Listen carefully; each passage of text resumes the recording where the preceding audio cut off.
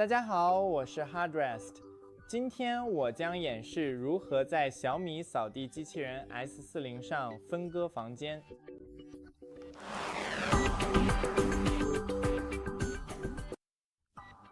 首先，打开小米之家 App， 点击右上角的3个点，进入地图列表，然后选择你的地图。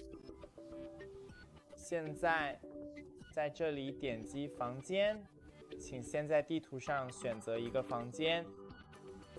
在这里，你可以选择合并房间、分割房间，比如像这样，或者重命名房间，就是这样。别忘了点赞，我们下期再见。